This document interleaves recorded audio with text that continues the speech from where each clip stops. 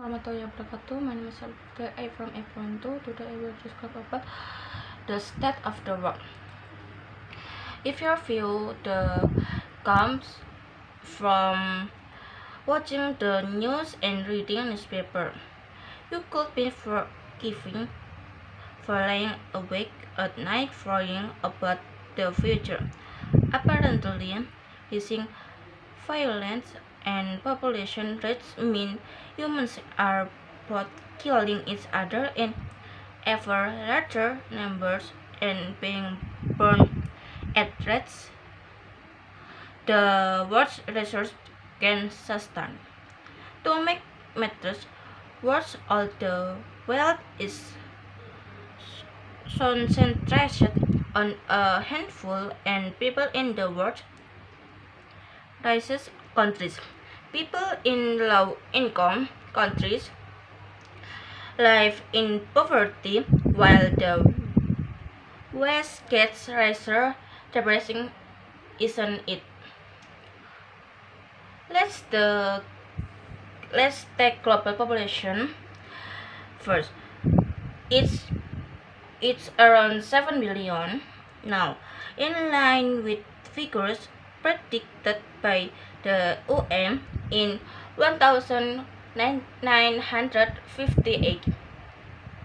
By the year 2100, the same experts predict it will be around 7 billion.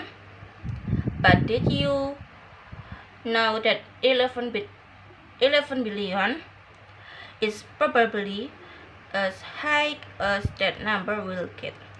The rate of increase will slow down in the second half of this country thanks to falling birth rates today.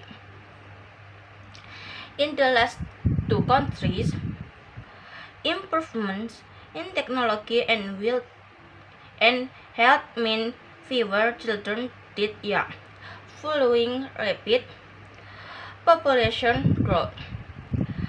These large families produced even more children who survived into adulthood and had their own children. But with the availability of contraception in the 1960s, the global average number of babies per woman has declined from 6 babies per woman to as low as 2. The biggest factor in child mortality is poverty. And while it's still true that only 20% of the world takes about 74% of the world's income, 60% of the world now falls into a middle income group with 11.6%, the smallest amount of people in history still living in conditions of extreme poverty. If the majority of the world's population have money, international and could realistically achieve the UN target of eradicating poverty by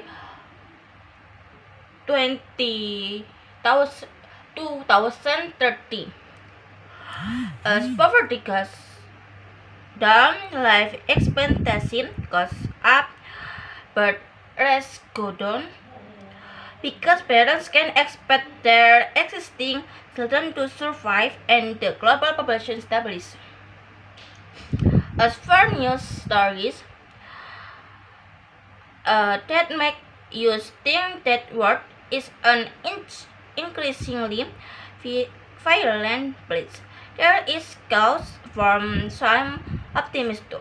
Between the end of World War II and 1990.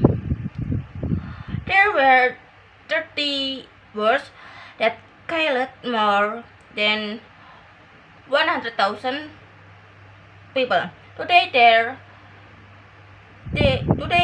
are will still civil wars, but countries are mostly coexisting more peacefully than it depicts. Well, however, however, terrorism has shot up in the last few years, and since World War II wars have killed many more civilians than soldiers. Even the village civilians, though the statistics are not all bad. Adults are 9 times more likely to be a result of violent crime than political conflict. The global murder rate fell slightly from 8 per 100,000 people in 2000 to about 5.3 in 2015.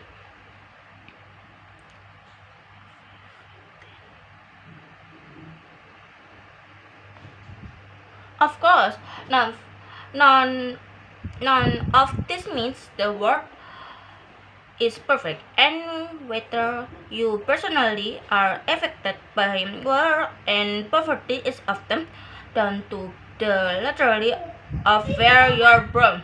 Also, we still face have problems of our our own making, particularly environmental ones like global warming and wealth and natural resources need to be distributed more fairly, but not all the news is bad news.